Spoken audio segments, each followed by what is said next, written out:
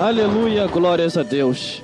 Toda honra, toda glória e todo louvor seja dado ao Deus que fez o céu e a terra. Vamos ler a palavra do Senhor aqui em Apocalipse, capítulo 3, do versículo 1 ao versículo 6. Apocalipse, capítulo 3, do versículo 1 ao versículo 6. E diz assim a palavra do Senhor: ao anjo da igreja que está em Sardes, escreve: isto diz o que tem os 7 Espíritos de Deus e as 7 estrelas. Eu sei as tuas obras, que tem nome de que vive, mas está morto. Sê vigilante e confirma o restante que está para morrer, porque não achei as tuas obras perfeitas diante de Deus. Lembra-te, pois, do que tem recebido e ouvido, e guardai-o e arrependa-te. E se não vigiares, virei sobre ti como um ladrão, e não sabereis a que hora sobre ti virei. Mas também tem em Sardes algumas pessoas que não se contaminaram suas vestes, e comigo andarão de branco, porquanto são digno disso. E o que vencer será vestido de vestes brancas, e de maneira nenhuma arriscarei o seu nome do livro da vida, e confessarei o seu nome diante de meu Pai e diante dos seus anjos. Quem tem ouvido, ouça o que o Espírito diz à igreja.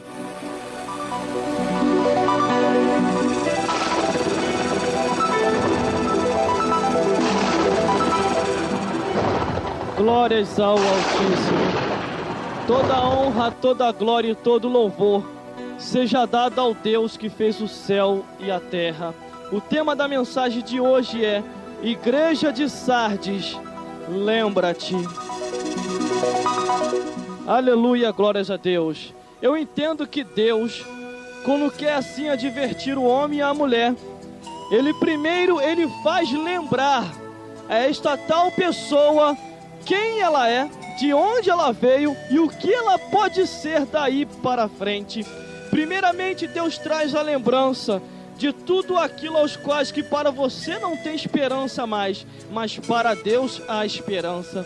Eu entendo que esta carta que foi revelada a João, que João escrevesse e direcionasse à igreja de Sardes, era para que ela viesse a lembrar que era Deus que estava no controle de todas as coisas, que era Deus que estava na visão e vendo tudo. Às vezes o homem natural, com a sua compreensão natural, ele não entende as coisas do Espírito, mas a Bíblia diz que as coisas espirituais se entendem espiritualmente. Se não for pelo Espírito, jamais você compreenderá o que Deus tem para você, o que Deus pode fazer, o que Deus vai fazer e o que Deus vai operar. E ainda que muitos estejam afastados da casa do Pai e estejam distantes, lembra-te de uma coisa: nem que seja pela dor, mas vai retornar. A não ser se a pessoa for teimoso demais, aí não tem jeito, aí Deus vai largar com seus próprios caminhos, como diz lá em Romanos, dizendo: eis que eu larguei para que seguisse as suas próprias paixões, mas no último dia eu julgarei.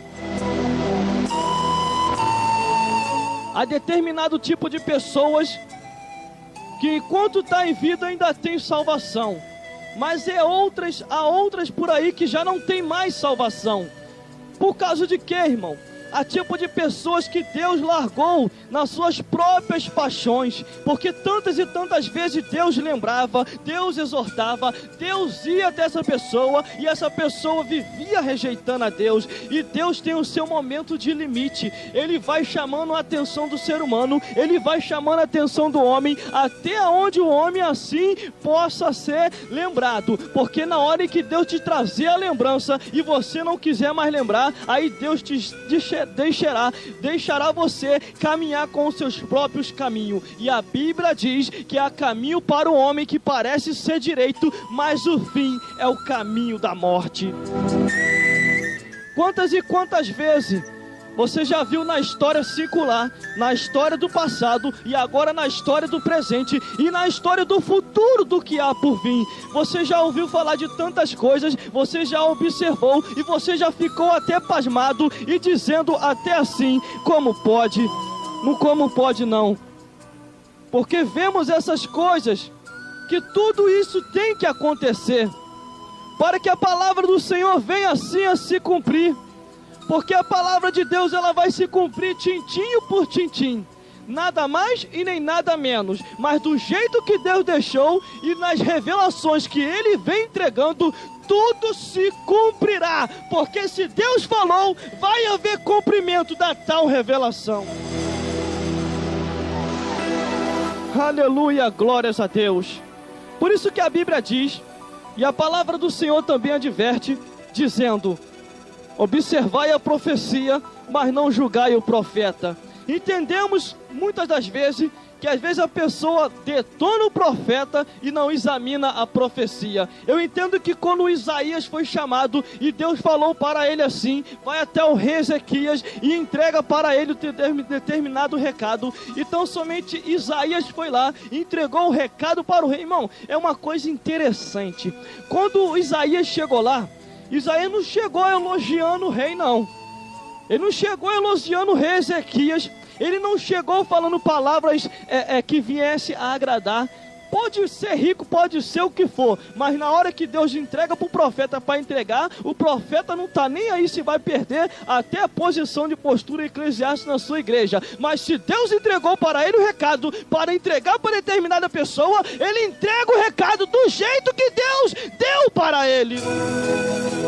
Aleluia, glórias a Deus. Assim João Batista, na ilha de Pátima, pagou o preço para entregar esse recado do Apocalipse, revelação de Jesus Cristo, aos quais das coisas que brevemente hão de acontecer. Entendendo que, voltando para Isaías, para não fugir do assunto e para que nós possamos entender, ele entregou o recado para o rei Ezequias e ele falou a seguinte palavra: rei, bota a tua casa em ordem, porque nessa noite tu morrerás e tu não viverás. Isaías virou as costas e foi embora. Não quis saber de mais nada, porque profeta que é profeta, entrega o recado do jeito que Deus deu para ele e não está nem aí pro resultado. Só está aí pro resultado de Deus, a hora em que bater a sentença e Deus, vou agora confirmar a profecia. Mas tinha um porém, irmão. O rei Ezequias não era que nem muitas pessoas dos tempos de agora, porque quando você entrega o recado, aí começa a falar que é meninice e que Deus não está no negócio. O rei Ezequias, sabe o que ele fez? Ele não julgou o profeta e examinou a profecia. Então somente, irmão, ele também colocou a sua casa logo em ordem. E sabe o que aconteceu mais? Ele foi orar a Deus. Ele falou: Senhor, o Senhor sabe que eu fui fiel a você, eu seguia os teus mandamentos, eu temia o teu nome. Por favor, Senhor, acrescenta um pouco mais os meus dias de vida. E Ezequias chorou ali amargamente e chorou profundamente, orando ao Senhor. Sabe o que aconteceu? É o que eu vou falar agora para você. O que muitas pessoas não aceitam é o que eu vou falar agora. A oração de Ezequias subiu aos céus, e após subir aos céus, é o que eu digo para você, eu vou falar aqui agora. Desceu do céu para cá, e foi o recado para Isaías, e ele voltou e retornou, entregando o recado para o rei. Aleluia, glória a Deus. Foi lá e entregou o recado do jeito que Deus mandou. Isaías deve ter pensado no meio do caminho e pensou assim: o rei vai pensar que é meninice, mas se foi Deus que falou, vamos lá então entregar o recado para ele. Foi lá e voltou e entregou. Rei, eu só sei do negócio. Deus mandou eu voltar aqui de novo e mandou eu te entregar o recado. O negócio é o seguinte: os teus anos de vida vão ser acrescentados 15 anos mais, e tem mais além para você, rei. Todos os teus inimigos, o Senhor vai jogar todos eles por terra, e nenhum subsistirá, porque Deus é com você. Aleluia, glórias a Deus. Você está sentindo a presença de Deus aí agora? Abra os seus olhos espirituais para você ver aí do teu lado